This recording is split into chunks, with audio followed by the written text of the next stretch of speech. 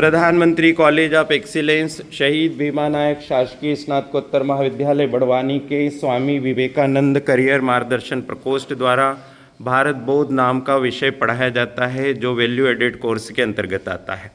इसकी एक्टिविटी बहुत ही शानदार है और उसी में एक एक्टिविटी है कि परिवार या समुदाय के बुजुर्ग यानी वरिष्ठ नागरिक से चर्चा करना है, उनके समय के जीवन मूल्यों को समझना है, उनके समय के नॉलेज को समझना है, चित्रात्मक आलेख तैयार करना है और उसकी प्रस्तुति देना है। इसी परिप्रेक्ष्य में हम लक्ष्य को आमंत्रित करते हैं कि वो अपनी प्रस्तुति प्रदान करेंगे। यहाँ पर लक्ष्य का स्वागत करें।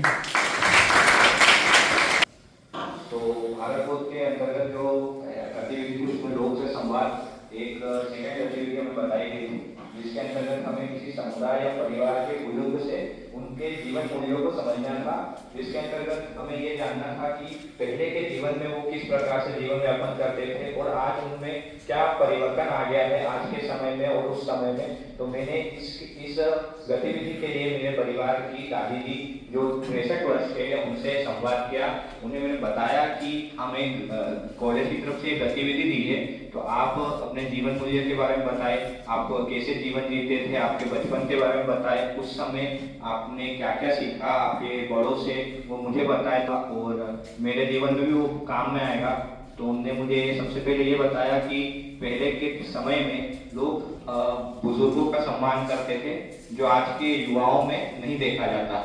जैसे उन्होंने बताया कि सबसे पहला उन्हें संस्कार यही दिया जाता था कि अपने से बड़ों का सम्मान करना, सुबह होते उन्हें प्रणाम करना, उनका आशीर्वाद लेना और उनके साथ समय व्यतीत करना। जबकि आज के समय में हम प्रणाम तो दूर की बात, उनसे बात भी नहीं करते। तो उन्होंने ये बताया कि आज के समय में युवाओं को अपने बड़ों का सम्मान करना चाहिए, उनसे बातचीत करनी चाहिए, उनसे ज्ञान अर्जित करना चाहिए। हमें बहुत सारी बातें हमें नहीं पता होती, पर हम जब बुजुर्गों से उनका अनुभव जानते, जब हमें कोई समस्या होती है, हमें समझ नहीं आता कि हमें क्या करना चाहिए, तो हमें हमारे दोस्तों से ज्यादा अपने परिवार से बात करनी चाहिए, उनसे समझना चाहिए कि वो क्या जानना चाहते हैं, वो क्या समझते हैं। तो वो हमें जो गाइडलाइंस है हमें उनका फॉलो करना चाहिए।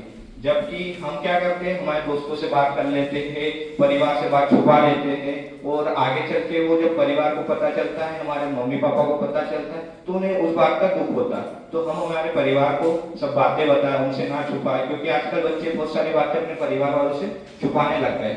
और पहले के समय में उन्होंने ये बात भी बोली कि संतोष भरा जीवन था, कम में भी व्यक्ति सुखी रहता था। जबकि आज के समय में जिस तरीके से मोबाइल का एडिक्शन हो गया है और भी बहुत सारी बच्चों में आदतें बढ़ गई है, जो कि सही बात नहीं है। तो उन्होंने यही बोला कि आप संतोष भरा जीवन व्यतीत करें। पहले लोग भले ही कम कमाते थे पर उनका जीवन संतोष भरा था, वे कम में भी संतोष का अनुभव करते थे। जबकि आज हमारे पास बहुत सारी चीजें होने के बाद भी हम और अधिक पाने की लालच में उन्हें खो देते हैं। तो हमें संतोष भरा जीवन जीना चाहिए, बड़ों का सम्मान करना चाहिए और साथ में अपने मम्मी पापा की बातों का पालन करना चाहिए। यही सब बातें मैंने इसके अंतर्गत लिखी है।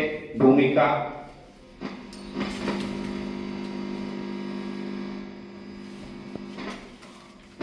सबको पॉइंट्स वाइज समझाया गया है और भूमिका बनाई गई है। भूमिका के अंतर्गत जो भी शुरुआती बातें थी वो सब मैंने बताई है। फिर बहुत सारी और जानकारी दी गई है, जैसे उन्होंने जो बोला उनको मैंने पॉइंट्स के अंतर्गत लिखा। तो आप ये पॉइंट्स पढ़ सकते हैं, मैं आपको पढ़ के सुना देता हूँ। पहला था सम्मान और विनम्रता का मूल्य, जिसमें बताया गया था कि हमें हमारे बुजुर्गों का सम्मान करना चाहिए। दूसरा पॉइंट था सरल जीवन और संतोष, जो मैंने आपको बता ही दिया।